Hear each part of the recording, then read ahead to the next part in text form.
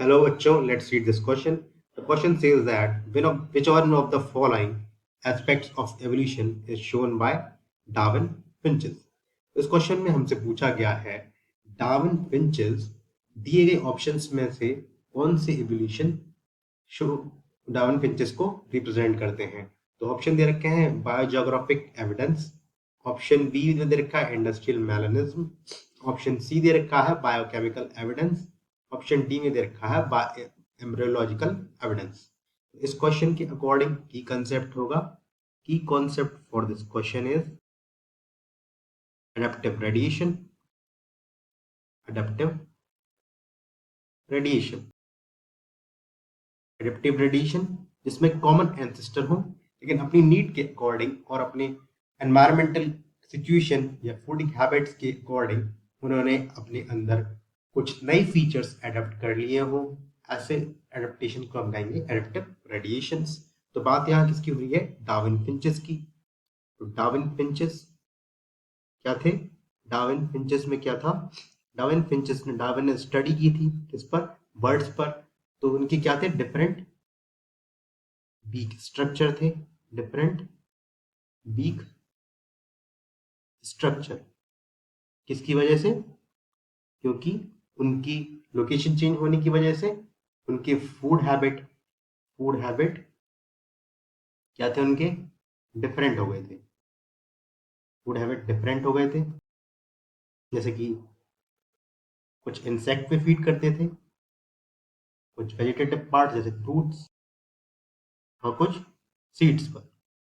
तो उसके according food habits के अकॉर्डिंग उनके बीक के स्ट्रक्चर में क्या हुआ? चेंज हो गया। तो ऐसे एडेप्टेशन को कहेंगे एडेप्टिव रेडिएशन। और ऐसे ये फिंचेस क्या है? Darwin finches. तो ये चेंजेस इन्हें कहेंगे, इस इवोल्यूशन को कहेंगे हम biogeographic evidence. Biogeographic evidence.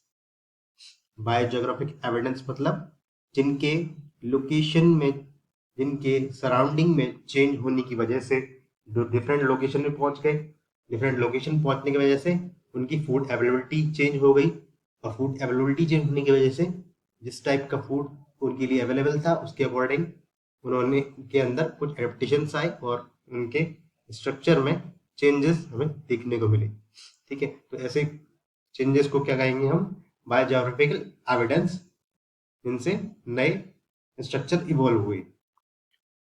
Second option तो करेक्ट ऑप्शन होगा ऑप्शन ए। सेकंड ऑप्शन में दे रखा है इंडस्ट्रियल मेलानिज्म। तो ये नेचुरल सिलेक्शन है जिसमें व्हाइट विंग मोथ सस्टेन नहीं कर पाए क्योंकि इंडस्ट्रियलाइजेशन हो गया था और वो इजिली पॉल्यूटेड एनवायरनमेंट में आइडेंटिफाई हो जाते थे प्रेडेटर्स के द्वारा। तो ये इनकरेक्ट हो जाएगा, ये ऑप्शन इनकरेक्ट हो जाएगा, ये डार्विन फिंचेस में नहीं आता है। ऑप्शन सी बायोकेमिकल एविडेंस, यानी कि चेंजेस किस में हो? उनके इंटरनल बायो मॉलिक्यूल्स में, जीन्स में हो, उनके प्रोटीन्स में चेंज हो। तो ऐसा कोई चेंजेस देखने को नहीं मिला डार्विन फिंचेस में, तो ये भी इनकरेक्ट होगा। Option D embryological evidence. तो डार्विन फिंचेस में एम्ब्रियो में भी कोई चेंजेस ऐसे हमें देखने को नहीं मिले, तो ये भी इनकरेक्ट हो जाएगा। करेक्ट ऑप्शन होगा ऑप्शन ए बायोजियोग्राफिक एविडेंस।